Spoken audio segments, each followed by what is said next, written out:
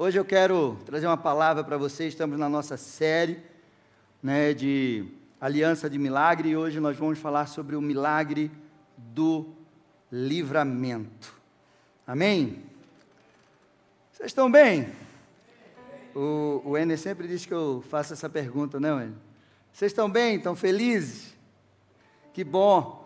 Estar na casa do Senhor é o melhor lugar. O salmista declarou: alegrei-me quando me disseram, vamos. Ele se alegrava quando ele sabia que estava indo para a casa do Senhor. E isso é maravilhoso. Eu estava vindo ali com a Meg, E a chuva, frio, eu disse assim, vamos ver quem são os corajosos que vão sair hoje, Ainda final de feriado, vão querer estar na casa do Senhor, hoje à noite. Mas quero compartilhar essa palavra ao teu coração, Estamos nessa série de Aliança de Milagre, e milagre é algo poderoso da parte de Deus na nossa vida. E hoje eu quero falar sobre o milagre do livramento. Quem nunca viveu um livramento do Senhor, Então, o salmista declara lá no Salmo 34:19, muitas são as aflições do justo, mas o Senhor o livra de todas. E eu quero ler esse salmo para você, completo, e você vê que é um salmo, quando Davi estava fugindo de Saul, ele foi parar na terra do inimigo, e ele estava na porta da casa, da cidade do inimigo, e aí o rei Amaleque estava lá, e Davi, fugindo de Saul, se fez de louco, para livrar a sua vida. E aí, ele fez esse salmo, e esse salmo diz assim: bendirei ao Senhor em todo o tempo, o seu louvor estará sempre em meus lábios. A minha alma se gloriará no Senhor, os humildes ouvirão isso e se alegrarão. Louvem comigo a grandeza do Senhor, todos juntos lhe exaltemos o nome. Busquei o Senhor e ele me acolheu, livrou-me de todos os meus temores. Os que olham para ele ficarão radiantes, o rosto dele jamais se cobrirá de vexame. Clamou este aflito, e o Senhor o ouviu, e o livrou de todas as suas angústias. O anjo do Senhor acampa-se ao redor dos que o temem e os livra. Provem e vejam que o Senhor é bom. Bem-aventurado é aquele que nele se refugia. Temam o Senhor, vocês que são os seus santos, pois nada falta aos que o temem. Os leãozinhos passam necessidades e sentem fome, porém, os que buscam o Senhor, bem nenhum lhe faltará. Venham, meus filhos, e escutem, eu lhe ensinarei o temor do Senhor. Quem de vocês ama a vida e quer longevidade para ver o bem? Refreie a língua do mal e os lábios de falarem palavras enganosas. Afaste-se do mal, pratique o bem, procure a paz e empenhe-se por alcançá-la. Os olhos do Senhor repousam sobre o justo, e os seus ouvidos estão abertos ao seu clamor. O rosto do Senhor está contra os que praticam mal, para extirpar da terra a memória deles. Clamam os justos, e o Senhor os escuta, e os livra de todas as suas angústias. Perto está o Senhor dos que têm o coração quebrantado. Ele salva o de espírito oprimido. Muitas são as aflições do justo, mas o Senhor de todas as livra. Preservam todos os ossos, nenhum deles sequer será quebrado. A desgraça matará o ímpio, e os que odeiam o justo serão condenados. Senhor, resgata a alma dos seus servos, e dos que nele confiam, nenhum será condenado. Amém? Fecha os teus olhos, vamos orar, consagrar esse culto ao Senhor. Eu creio que grandes coisas o Senhor já fez aqui nessa noite, através do louvor, porque a palavra dele diz que o Senhor habita no meio dos louvores. Eu creio que o Senhor já liberou palavras de cura sobre a tua vida nesta noite. O Senhor já liberou palavras de provisão sobre a tua vida nesta noite. Eu creio que o Senhor já liberou palavras de livramento sobre a tua vida, mas Ele ainda tem mais para você ainda. Em nome de Jesus, Pai, nós queremos te louvar, nós queremos engrandecer o teu nome, nós queremos Senhor, declarar a Tua bênção sobre as nossas vidas, em nome de Jesus Cristo. Pai, que a Tua palavra venha aos nossos corações, que o Senhor possa visitar aqueles que estão em casa nos assistindo agora, aqueles que estão aflitos, Senhor Deus e Pai, que não conseguiram nem sair de casa, Senhor Deus e Pai, por angústias, Senhor, em nome de Jesus, mas a Tua palavra diz que o Senhor livra os Teus filhos das angústias, e eu quero declarar sobre você que está em casa nos assistindo, que o Senhor te visite, que o Senhor te dê paz no teu coração, cura, em nome de Jesus Cristo. Toca a mente, Senhor, aqui nesta noite, toca corações, repreende toda voz contrária, em nome de Jesus. Cerca esse lugar com os Teus anjos. Pai, eu declaro que eu dependo de Ti, da Tua graça, do Teu Espírito, que eu diminua, mas que o Senhor cresça, em nome de Jesus, e que toda honra, toda glória seja dada a Ti neste lugar, em nome de Jesus Cristo, Pai, em nome de Jesus. Amém, amém e amém. Você pode aplaudir ao Senhor em nome de Jesus. Aleluia, glória a Deus. Amém. Então, quando eu olho a palavra de Deus, eu vejo que Deus é um Deus de livramento. E a palavra dele de Gênesis, Apocalipse, aponta isso para nós. Em Gênesis a gente vê Jesus, a gente vê o Deus que livra o homem do caos. Ele transforma aquele caos num lugar maravilhoso, e depois ele cria o homem e estabelece o homem naquele lugar. A gente vê o Deus que livra uma família, Noé, a qual ele escolhe para estabelecer uma nova aliança diante de tanta atrocidade que existia sobre a terra. E ele deu oportunidade para toda a humanidade entrar naquela arca. Mas aquela humanidade não quis, e ele escolheu Noé para firmar uma nova aliança, e livrou aquela família daquela destruição, daquele dilúvio. Enquanto aquelas águas eram águas de destruição para uma humanidade que não queria saber de Deus, que estava com seu coração contaminado, aquelas águas também foi águas de salvação e livramento para uma família que abriu o seu coração e quis fazer essa aliança com Deus, a família de Noé. Então a gente vê um Deus que livra desde lá, e aí vem um Deus que livra através de Jesus, no Evangelho, um Deus que desceu, que se fez homem, que habitou no meio do seu povo, para livrar o homem do inferno, para resgatar esse homem das cadeias infernais, como a palavra de Deus diz. Ele nos libertou do império das trevas e nos transportou para o reino de luz. Aquele Deus maravilhoso que veio livrar o homem da morte eterna, do pecado, e trazer para ele salvação. Um Deus que termina a sua palavra em Apocalipse e mostra o livramento que Ele tem para a vida do homem, dando ele uma vida eterna, um futuro na cidade celestial. Isso é maravilhoso. Um Deus que mostra que Ele é um Deus de livramento, um Deus de misericórdia do começo ao fim. E é assim em toda a Bíblia. Sempre que o homem chega no seu limite, sempre que o homem chega numa situação onde ele não pode mais fazer, onde ele não tem possibilidade alguma de fazer algo pela sua vida, aí entra esse Deus poderoso e maravilhoso para agir na vida do homem. Porque Ele é o Deus do impossível. Ele é o Deus de milagre. Ele é o Deus de livramento. Qual o livramento que você precisa nesta noite? Qual o livramento, você que está em casa, que você precisa receber de Deus? Qual o livramento? Porque quando a gente olha, o milagre do livramento nasce exatamente no lugar da impossibilidade. E isso também é algo que é maravilhoso. Quando a gente olha, e eu gosto muito disso.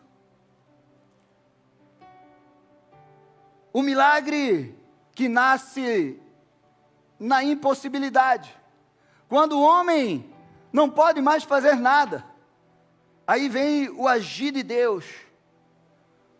O milagre só é milagre porque quebra toda a lógica humana. Quando o homem olha e diz, é só Deus. E Deus olha lá de cima e diz, ainda bem que você reconhece que só eu posso fazer isso. Isso é maravilhoso. O que para o homem é o fim, para Deus é um cenário de milagre. E aí hoje você pode estar passando por alguma situação, e você diz, e você olha, e aquelas pessoas que estão ao teu redor, seja um diagnóstico médico, seja uma causa na justiça, seja uma dívida muito grande que você está enfrentando, e você olha para essa situação, uma destruição no teu lar, no teu casamento, uma situação com o teu filho, ou com alguém, algum ente querido, e você olha para essa situação, e você diz assim, não tem jeito. Aí Deus diz assim, olha para cima, filho, porque agora é a hora de eu agir.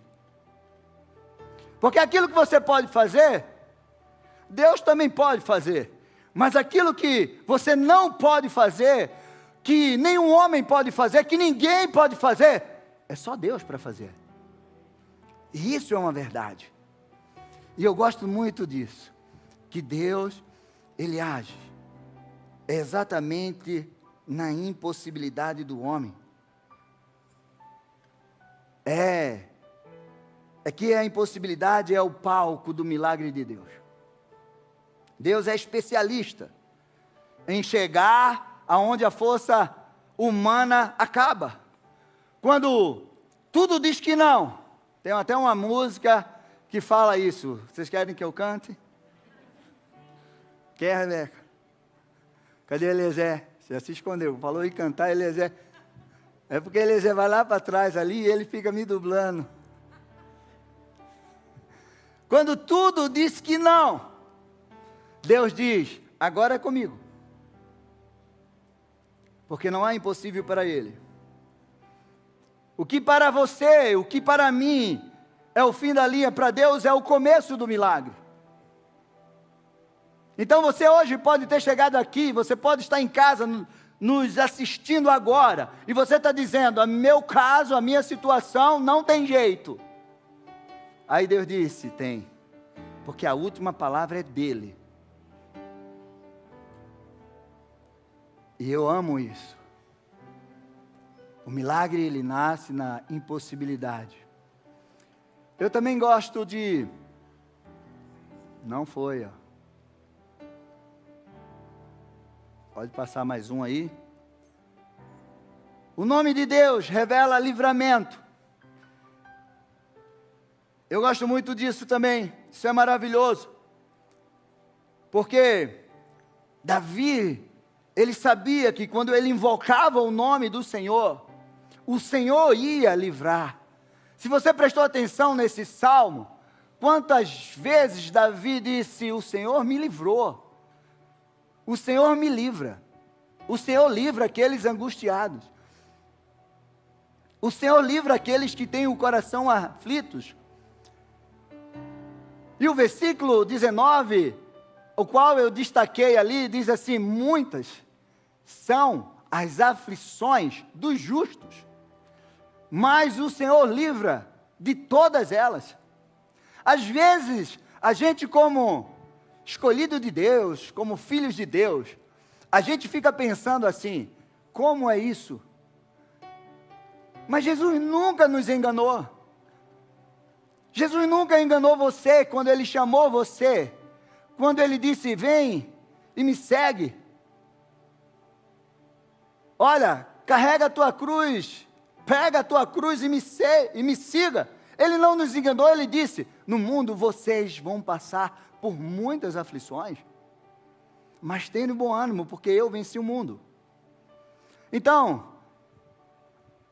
às vezes a gente olha para a gente e diz assim, como? Eu vou na igreja, eu oro, eu dou meu dízimo, a minha oferta, eu louvo, eu faço tudo certinho, mas por que eu passo por tudo isso? E aí você olha para o ímpio e parece que não acontece nada com ele. Esses dias eu atendi uma pessoa, e ele está caminhando com Jesus há uns 2 anos, e ele frequenta outra igreja, mas ele fez a casa do oleiro, e ele veio conversar comigo para a gente fazer algum acompanhamento, um mapeamento. E ele disse: pastor, nessa caminhada com Deus, agora eu consigo enxergar tanta coisa, parece que tudo veio de uma vez assim. E aí eu digo: meu amigo, bem-vindo ao time, bem-vindo a esse tempo, o qual você vai crescer muito diante das lutas que você vai enfrentar, porque essas lutas já estavam aí, você nem percebia, mas agora Deus vai te levar em outro nível, porque deixa eu te dizer uma coisa, e que você guarde isso no teu coração: se o ímpio enfrentar o que você enfrenta, ele não aguenta. Ele não aguenta. Porque ele não tem o que você tem. E a misericórdia de Deus é para ele também. Porque Deus ama também ele. Porque Deus ama o pecador. E o objetivo de Deus é salvar esse pecador. Não pense que não. Às vezes, dá vontade da gente olhar diante de tanta situação e dizer assim: oh Senhor, por que você não passa aquele anjo lá de Senaqueribe e arrebenta? Não. A própria palavra de Deus diz que Deus não se agrada da morte do ímpio, porque sabe que ele vai para o inferno. Então, o nome do Senhor é isso. E o Davi conhecia muito esse Deus que livrava ele. O Salmo 18, 17 e 19 disse: livrou-me do forte inimigo e dos que me odiavam, pois eram mais poderosos do que eu. Eles me atacaram no dia da minha calamidade, mas o Senhor me serviu de amparo. Trouxe-me para um lugar espaçoso, livrou-me porque Ele se agradou de mim. O Deus da minha salvação. Era exatamente isso que Davi conhecia. Um Deus que salvava ele, que livrava ele nos momentos mais difíceis da sua vida. E aí, a terceira coisa que eu gosto demais: o Deus que desce para livrar o seu povo. E aí, lá em Êxodo 3, quando Deus decidiu tirar o povo da escravidão do Egito, livrar aquele povo da escravidão do Egito, Ele desceu até Moisés, naquela sarça ardente, e Ele disse: eu ouvi o clamor do meu povo. Lá em Êxodo 3:7 diz assim: então o Senhor continuou: certamente vi a aflição do meu povo, que está no Egito, e ouvi o seu clamor por causa dos seus feitores. Conheço o sofrimento do meu povo, por isso desci. Você já imaginou isso? Eu desci a fim de livrá-lo das mãos dos egípcios e para fazê-lo sair daquela terra e levá-lo para uma terra boa e ampla, terra que mana leite e mel, o lugar do cananeu, do eteu, do amorreu, do ferezeu, do eveu e do jebuseu.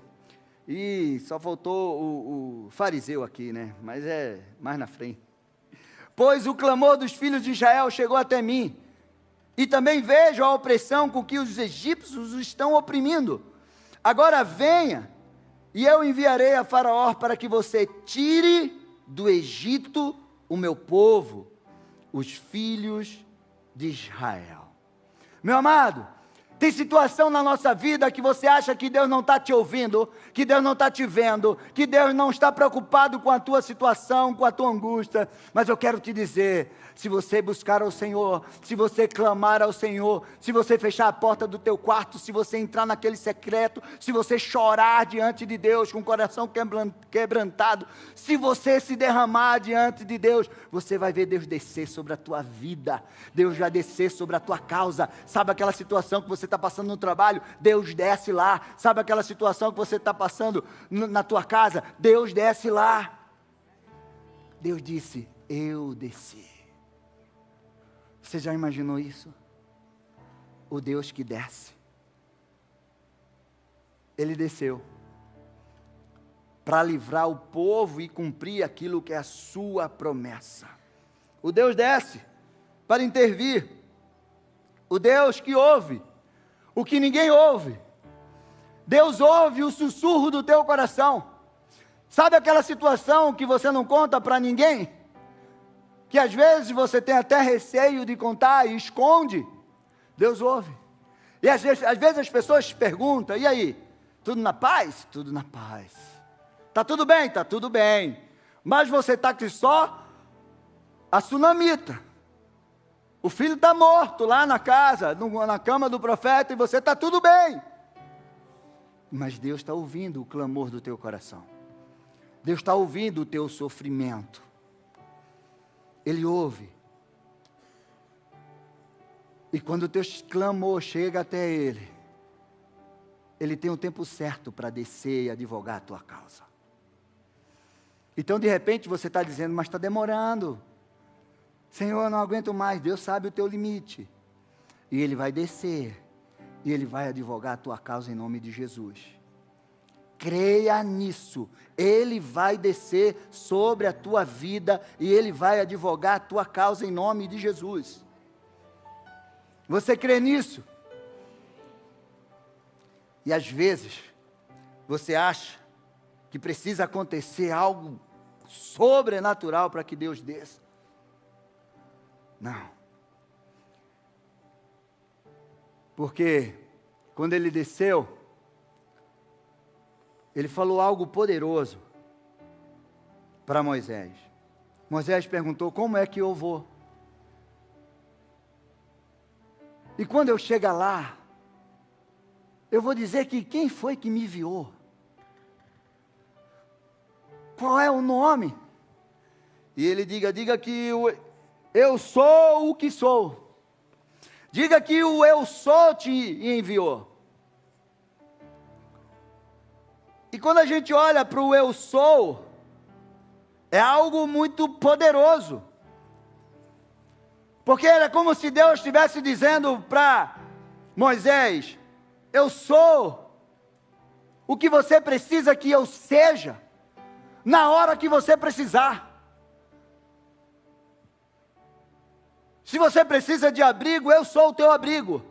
Se você precisa de um livramento, eu sou o teu livramento. Se você precisa de justiça, eu sou a tua justiça. Se você precisa de cura, eu sou a cura. O Deus que desceu disse para Moisés, eu sou o que você precisa que eu seja na hora que você precisar. E aí, Jesus desce do mesmo jeito, só que agora é diferente. Desce como eu e você, o verbo que se fez carne e habitou entre nós. E aí, quem você é? Eu sou. Jesus disse que Ele também era.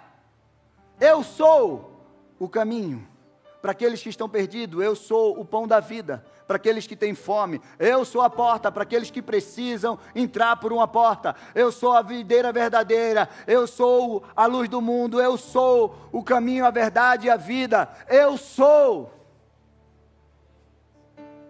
O eu sou. Meu amado, antes de tirar o povo do Egito, Deus desceu até o Egito. E antes de nos tirar do cativeiro, Jesus desceu até o inferno. pegou a chave da morte e do inferno e disse: eu sou aquele que pode livrar você do inferno e da morte eterna. O eu sou. Ele é o que você precisa que ele seja na hora que você precisar. A minha pergunta para você hoje é: o que você precisa hoje que Deus faça na tua vida?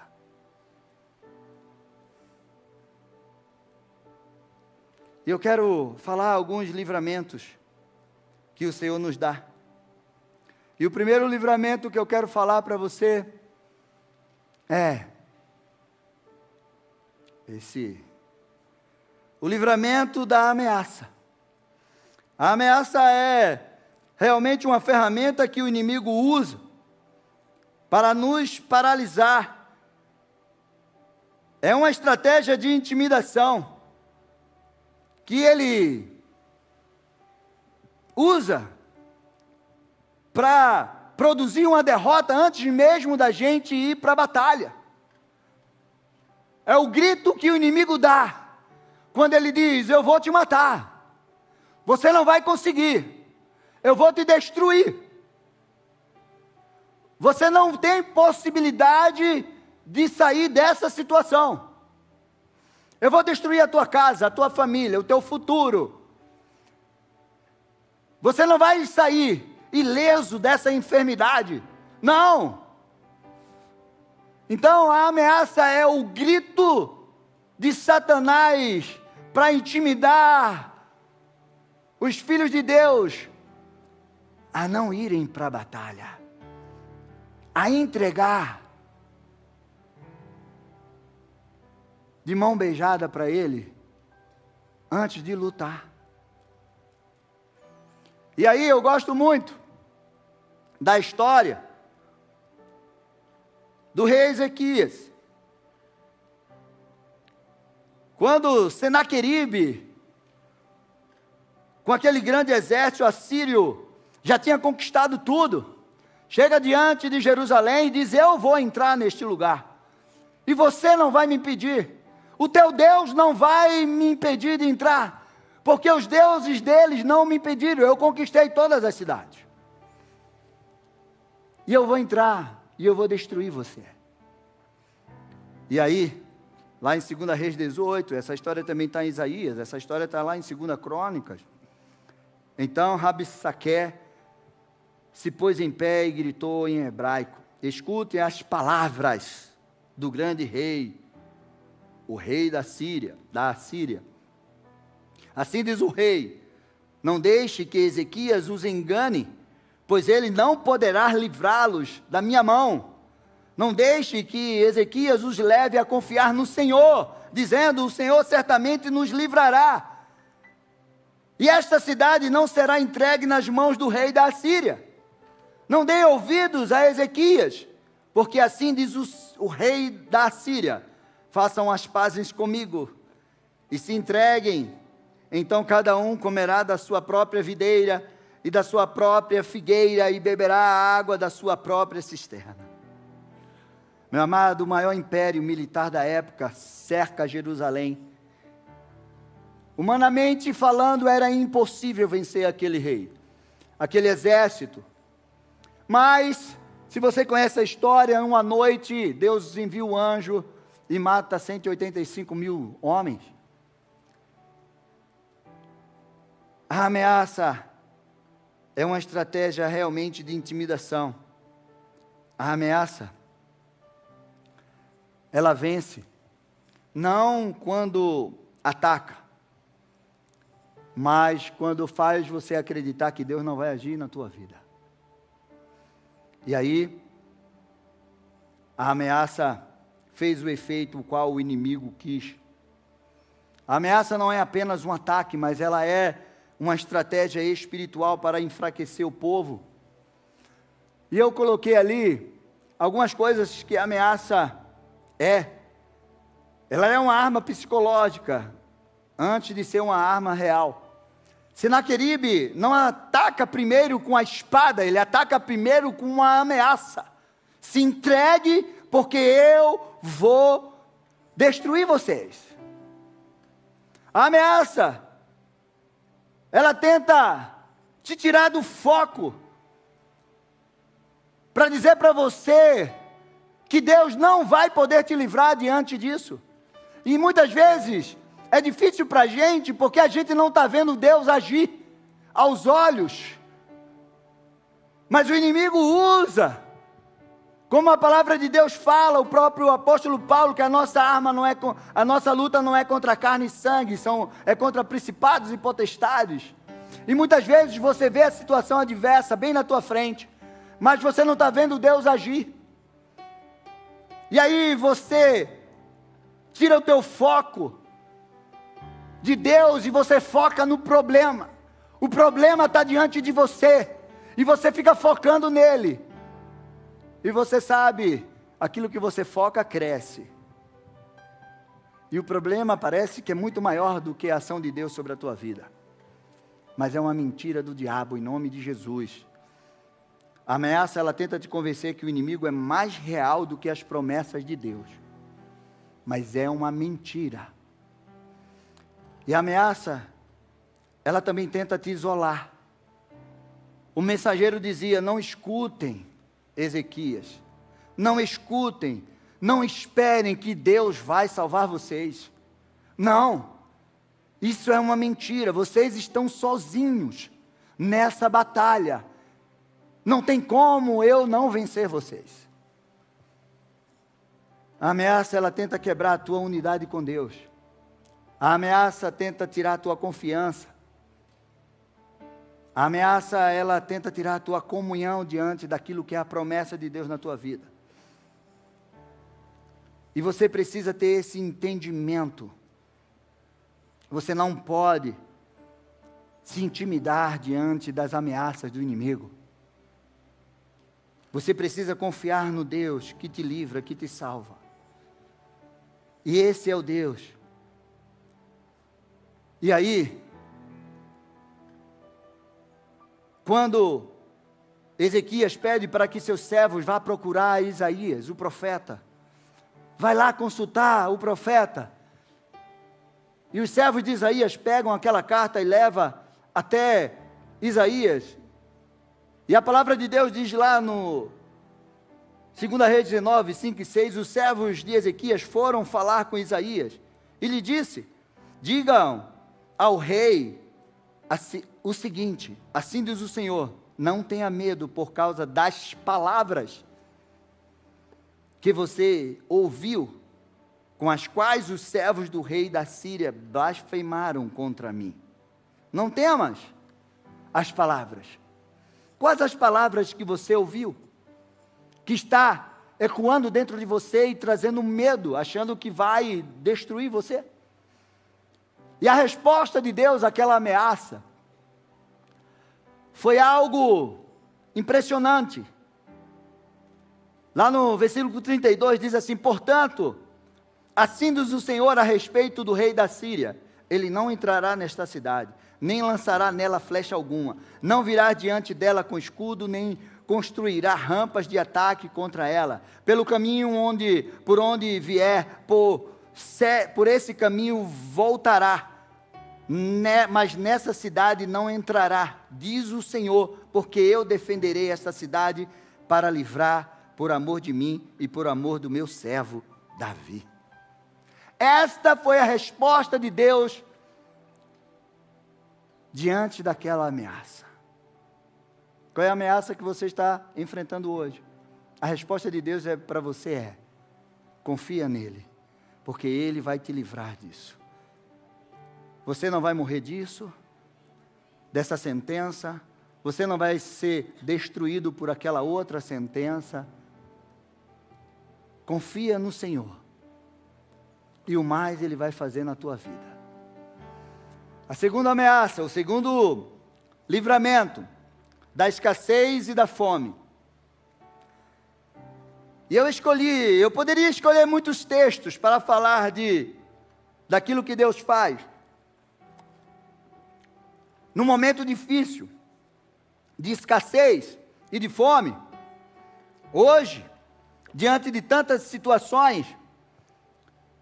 E a palavra de Deus diz que Jesus estava ali, uma grande multidão, de 5.000 homens, fora mulheres e crianças, estavam seguindo ele. E de repente, disseram para que dispersasse aquele povo, eles estavam com fome, manda eles ir embora. E Jesus disse, não, vocês vão dar de comida para eles. Mas como? Não tem como. Nós só temos aqui 5 pães e 2 peixinhos, o que é isso para tanta gente? E Jesus ora, abençoa e faz um grande milagre naquele lugar. E aquele povo se alimenta daquele pão e ainda sobra 12 cestos. Meu amado, deixa eu te dizer uma coisa. Hoje, a maior fome da humanidade não é pela comida que perece. A maior fome da humanidade não é pela riqueza que o mundo oferece. A maior fome da humanidade é pelo pão da vida. A maior fome da humanidade é pela riqueza do reino de Deus. E Jesus ensinou algo tremendo para a gente. Quando ele foi alimentar aquele povo, ele foi multiplicar aqueles pães. A primeira coisa é que nós precisamos entender que diante da situação de fome e de escassez, a gente precisa crer que Deus vai fazer um milagre de multiplicação com aquilo que a gente tem nas mãos. O que é que nós temos aí? Nós temos 5 pães. Então eu vou orar e eu vou multiplicar isso. Quando aquela viúva chega diante do profeta Eliseu e diz assim, o teu servo, meu marido, morreu, e os credores estão na minha porta batendo, e eles querem levar os meus filhos como escravos, o que é que eu vou fazer para pagar essa dívida? E o profeta pergunta para ela, o que é que você tem em casa? Ah, eu não tenho nada. Ah, me lembrei, eu tenho um pouco de azeite numa botija. Então vai lá, pede vasilhas emprestadas aos vizinhos, não poucas, e derrama aquele azeite em cada vasilha. Entra na tua casa, fecha a tua porta, e você vai ver um milagre acontecer no secreto. E aquelas vasilhas transbordaram de azeite, que foi extraída de uma botija de azeite. E quando acabou as vasilhas, a mãe diz assim, traz mais uma. O filho diz, não tem mais. E a palavra de Deus diz que o azeite parou. A palavra não diz que o azeite acabou. Era como se ela entornasse o azeite, enchesse todas aquelas vasilhas, e no final o azeite ainda estava igual naquela botija. Mas só que Jesus faz algo muito mais poderoso, porque Jesus manda as pessoas sentarem. Aprenda uma coisa, se você quer viver milagre de multiplicação sobre a tua vida, você precisa organizar. Deus é um Deus organizado. Ele não age na bagunça. Ele não age no meio do caos. Organiza o povo. Manda sentar todo mundo. Se tem bagunça na tua vida, comece a organizar. Para que você possa viver um milagre da multiplicação. Organizado. Jesus pegou aqueles pães, aqueles peixes, e ele deu graças a Deus e abençoou. Aprenda outro segredo, abençoe o que você tem nas mãos. Não amaldiçoe a tua vida, não amaldiçoe a tua casa, não amaldiçoe aquilo que você tem. Ah, é uma desgraça mesmo isso. Ah, minha casa é um inferno, meu trabalho é uma desgraça. Ah, eu só tenho isso, olha que miséria isso. Meu amado, não faça isso. Você pode só ter um pouquinho de azeite numa botija. Mas abençoe. Agradeça. E você vai ver Deus multiplicar aquilo que você tem nas mãos. Se você quer viver a multiplicação e vencer, receber livramento da escassez sobre a tua vida, abençoe o que você tem hoje. Agradeça a Deus pelo que você tem hoje. E você vai ver o Deus que multiplicar sobre a tua vida em nome de Jesus. Isso é poderoso, meu amado. Isso é poderoso. Terceiro livramento, injustiça. Estamos vivendo num mundo de muita injustiça. A gente olha para a internet e a gente vê injustiça de todos os lados. Injustiça. Mas Deus é aquele que livra seus filhos da injustiça. E eu escolhi José. José fez tudo certo. Ele fazia tudo certo, mas parecia que dava tudo errado na sua vida. Ele obedecia o seu pai, os seus irmãos tinham inveja, e venderam ele com inveja, como escravo. Ele estava na casa de Potifar, trabalhando honestamente como servo de Potifar, governando a casa de Potifar. Aí a mulher de Potifar, Potifaria, não sei lá o nome dela, foi lá e quis que José se deitasse com ela, e José, não, eu tenho promessa de Deus, eu não posso fazer isso. O seu marido confiou tudo nas minhas mãos, mas ele não confiou você nas minhas mãos, não posso te tocar. E ela ficou com raiva, e ela rasgou a roupa de José, e José saiu correndo, e ela mentiu para o seu marido, e disse, olha, esse servo, esse escravo que você colocou aqui, o que ele quis fazer comigo. E aquele homem jogou José numa prisão. E José ficou ali 2 anos naquela prisão. José, traído pelos seus irmãos, acusado falsamente pela mulher de Potifar. E aí, chega na prisão, Deus honra a vida dele, o carcereiro se agrada dele, coloca a chave da prisão na mão dele. José tinha uma unção de governo.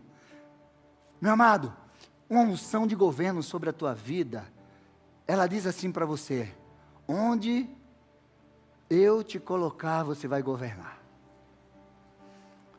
José governou na prisão, governou na casa de Potifar. Essa é a unção de governo que Deus dá para nós. Não é o lugar, é aquilo que está sobre a tua vida, que vai fazer a diferença sobre você. E isso fazia diferença sobre a vida de José. E ele revelou o plano do padeiro e do copeiro naquela cela. E ele disse para aquele copeiro, não esqueça de mim quando você sair daqui. Não esqueça de mim. Quando você chegar lá, me fale a favor de mim ao seu faraó. Diga que eu estou aqui injustamente. Só que o copeiro esqueceu dele 2 anos. Mas eu sei que tinha um propósito.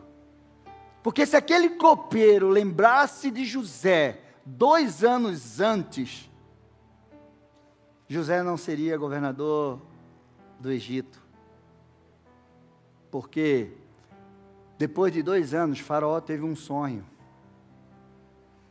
E ninguém, todos os sábios do Egito, não soube revelar aquele sonho. E aí o copeiro lembrou, tem José, e mandou chamar José. Meu amado, deixa eu te dizer, a resposta de Deus para a injustiça é a verdade. O que Deus revela no tempo certo. A verdade não é o que os homens dizem de você, é o que Deus estabelece sobre a tua vida. Qual é a verdade de Deus que você carrega? Qual é a verdade de Deus? Você acredita na verdade daquilo que Deus fala sobre você, do que a palavra de Deus fala sobre você? Ou você acredita na mentira do diabo sobre a tua vida?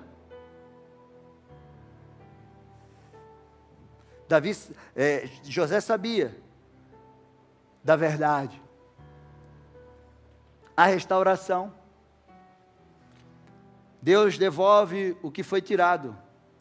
José perdeu a família, José perdeu a liberdade, José perdeu a sua juventude, mas um dia da restauração chegou sobre a sua vida.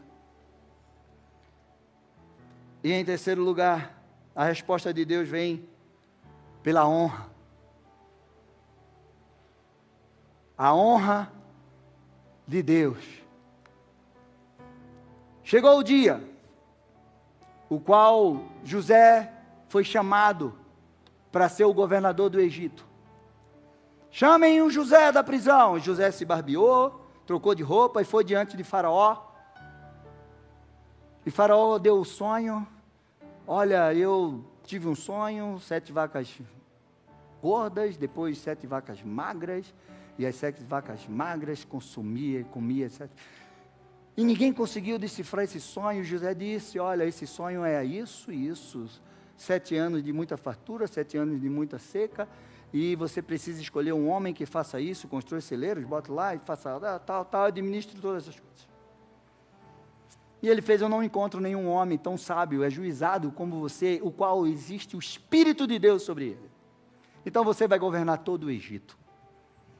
O dia da honra chega. E o dia da honra, ela é seguida do propósito de Deus. José não saiu apenas daquela prisão, ele saiu da prisão e subiu no trono. A honra não veio dos homens, mas a honra veio do Deus, o qual José servia. E quando José chegou lá, ele entendeu. Quando passou toda aquela história, os irmãos de José chegaram até ele. E José traz algo poderoso, o qual eu e você precisamos entender. Diante de tudo que você passa. Pastor, você não imagina as lutas que eu passo. Meu amado, a palavra de Deus diz que tudo contribui para o bem daqueles que amam a Deus e andam segundo o seu propósito. Existe um propósito, e José, ele entendeu isso. Lá em Gênesis 50, 20, diz assim, quando ele se deparou com os irmãos, quando seu pai morreu, José estava lá, e os irmãos ficaram com medo que José ia se vingar dele. José chegou diante deles e disse, vocês, na verdade, planejaram mal contra mim, porém Deus o tornou em bem, para fazer como estão vendo agora, que se conserve em vida de muita gente. Portanto, não tenha medo, eu sustentarei vocês e seus filhos. E assim José os consolou e falou ao coração.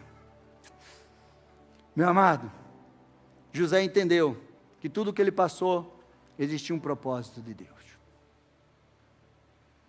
E o propósito de Deus foi para levantar José, para matar a fome, para livrar o povo, a família dele e todo o povo da fome que havia no mundo, que ia destruir todas as coisas. E em último lugar, eu quero falar sobre o livramento do fracasso.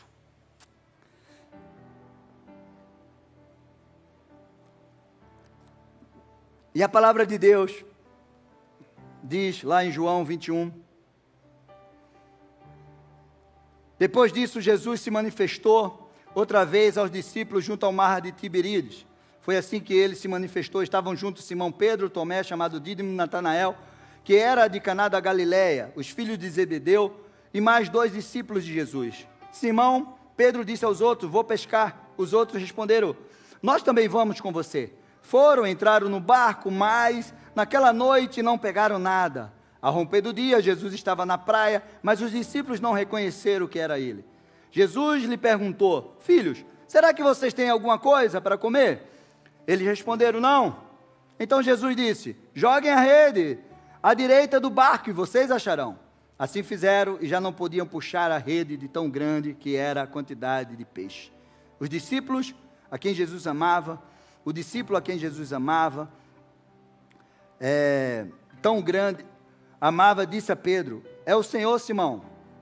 Ouvindo que era o Senhor, cingiu-se com a sua túnica, porque tinha tirado a roupa, e lançou-se ao mar.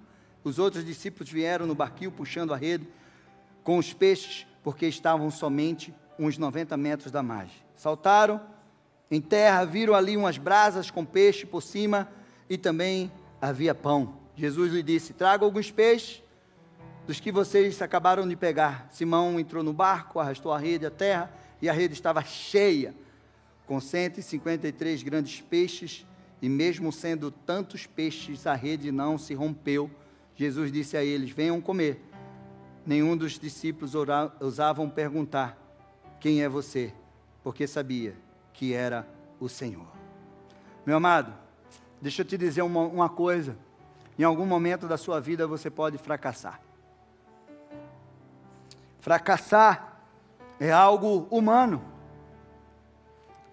A gente fracassa por falta de entendimento, a gente fracassa por limitações humanas, por decisões erradas, por circunstâncias adversas.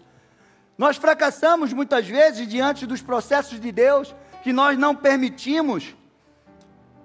Nós fracassamos porque muitas vezes achamos que somos autossuficientes, que não dependemos de Deus.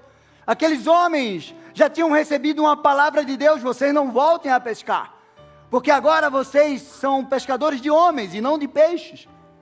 E eles, com medo, eles achavam que aquilo não ia se cumprir, porque Jesus tinha morrido e não tinha, e eles achavam que tudo tinha se acabado, e eles voltaram a fazer o que Jesus já tinha dito para eles não fazerem.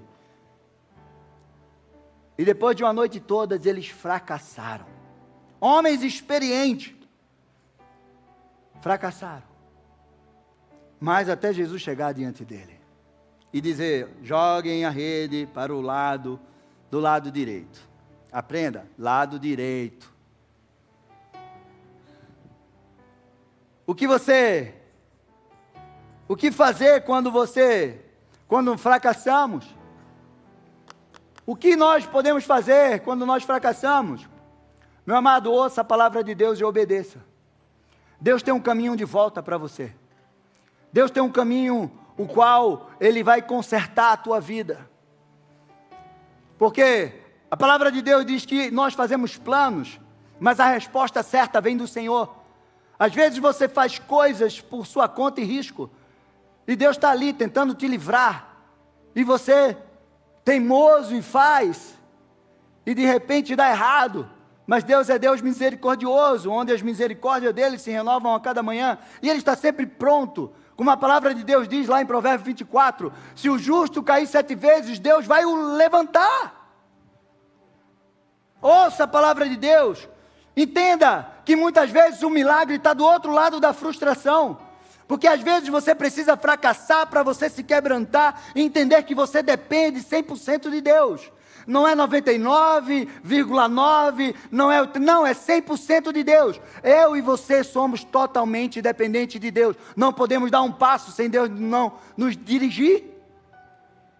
E eu te digo mais, se você tiver uma comunhão com Deus, Ele antecipa, Ele te revela coisas antes mesmo de acontecer. Em terceiro lugar, conte com o sobrenatural de Deus. Aqueles homens, eu achei muito engraçada essa foto que a Meg achou. Eu achei maravilhosa. Imagina, aqueles homens jogavam a rede de um lado, a noite toda do outro, e parecia que aqueles peixes estavam embaixo do barco deles ali, ó. Eles jogam para lá, mas a gente está aqui. Só vai quando Jesus mandar. Fique aqui. E eles jogavam do lado e não pegava nada, jogava do outro, fazia a volta todinha, e aqui, cadê os peixes desse mar aqui, não tem mais nada, e aí, o que é que acontece? Só basta você dizer assim: filho, faz isso. E você olha, está bem embaixo do teu nariz e você não viu. A resposta está bem embaixo, a porta está bem na tua frente, o caminho está bem na tua frente, e você não está vendo. Meu amado, obedeça, mesmo cansado. Ouça a voz do Senhor acima de todas as circunstâncias. E tudo aquilo que você fracassar, Deus vai te honrar e vai te levantar em nome de Jesus. E vai haver um caminho de conserto para você, em nome de Jesus Cristo. Entregue a Deus. Dependa dele. E você vai superar todo o fracasso da sua vida. Lide com humildade, com entrega, com fé, com esperança. Pastor, eu fracassei. Tem um caminho de volta. Dependa do Senhor, obedeça a Ele. E Ele vai te ajudar a vencer tudo isso. Amém. Eu quero encerrar essa palavra. Tem uma frase do A.W. Tozer que diz: Deus não usa alguém profundamente sem antes permitir que esse alguém seja profundamente quebrado. Charles Spurgeon diz: nossas maiores derrotas são muitas vezes o preparo para as nossas maiores vitórias. Meu amado, aprenda uma coisa: onde o inimigo vê ameaça, Deus vê oportunidade para um milagre. O livramento não é um evento, é uma assinatura de Deus na vida do justo. E Deus quer assinar sobre a tua vida nesta noite. O Deus que te livra é o Deus que te cura, é o Deus que te sustenta, é o Deus que provê todas as coisas, te restaura, é o Deus que te liberta, te salva, é o Deus que dá a vida eterna para você. Eu quero convidar você a ficar de pé. E eu quero orar por você. De repente você precisa de um livramento de Deus nessa noite. E Ele tem livramento para você. Ele tem cura para você. Ele tem provisão para você. Ele tem restauração para você. Ele tem libertação para você. Ele tem salvação para você. Ele tem resposta para cada uma das tuas dificuldades, dos teus impossíveis. Deus tem resposta, porque Ele é um Deus de aliança de milagres. Ele tem uma aliança com você. Ele fez uma aliança com Abraão, dizendo para Abraão que em Abraão todas as famílias da terra seriam benditas. Você é bendito do Senhor. Você tem promessa do Senhor sobre a tua vida. E Deus quer fazer o sobrenatural sobre a tua vida em nome de Jesus. E eu quero orar com você. Eu quero que você saia do teu lugar. Eu quero que você enche o teu coração de fé e você dê um passo de fé até aqui à frente. Nós vamos orar por você. Eu não sei qual é o livramento que você precisa, mas eu sei que Deus pode fazer o impossível na tua vida. E o que você pode fazer? Sair do teu lugar e vir aqui na frente. Porque aquilo que você pode fazer, Deus não vai precisar fazer. Mas aquilo que você não pode fazer, Deus vai fazer na tua vida, em nome de Jesus. Qual é o milagre que você precisa? Qual é o livramento que você precisa? Sai do teu lugar e vem orar. Nós vamos clamar ao Senhor. Enquanto estamos louvando, sai do teu lugar, se coloca diante do Senhor e a porta vai se abrir. Eu sou o que você precisa que eu seja na hora que você precisar. Se você precisa de cura, eu sou o teu Jeová Rafá. Se você precisa de uma porta aberta, eu sou a porta. Se você precisa de um suprimento, eu sou o pão da vida. Eu sou o caminho, a verdade, a videira verdadeira. Vamos louvando e você sai do teu lugar. Não fica aí, meu amado. Eu sei que você às vezes fica receoso, mas eu quero dizer que Deus tem um milagre para a tua vida nesta noite, um livramento. Levanta as tuas mãos, vamos orar. Colocar diante de Deus a tua causa. Saia daqui hoje com a certeza que Deus é Deus de livramento. E Deus vai te livrar dos laços, das armadilhas do inimigo. Deus vai te livrar de sentenças contrárias, de injustiça. Deus vai te livrar. Saiba disso. E você vai passar por situações e você vai olhar e vai dizer: Deus me livrou. Eu nem imaginava, mas Deus estava me livrando. E você que está em casa, receba essa palavra também no teu espírito. Pai, em nome de Jesus, coloca a vida de cada um dos teus filhos aqui diante do teu altar. Tu és Deus, Senhor, faz o teu milagre, dá o teu livramento sobre a vida de cada um dos teus filhos. Senhor, aquilo que eles vieram buscar aqui no teu altar, que o Senhor estabeleça o teu reino, que o Senhor traga a tua paz, que o Senhor cure, que o Senhor liberte, que o Senhor supra, que o Senhor livre, em nome de Jesus Cristo, porque o Senhor é Deus. Que o Senhor faça um milagre de cura, de restauração sobre a vida dos teus filhos, Pai, em nome de Jesus. Eu declaro um novo tempo do Senhor sobre a vida dos teus filhos, Pai, em nome de Jesus. Que o Senhor te abençoe, que o Senhor te guarde, que o Senhor resplandeça o rosto dele sobre você e te dê a paz. Vá na paz, que Deus abençoe para uma semana de vitória, de bênção e de livramento. Deus abençoe, um abraço, amo vocês. Deus já tem um caminho aberto pelas águas.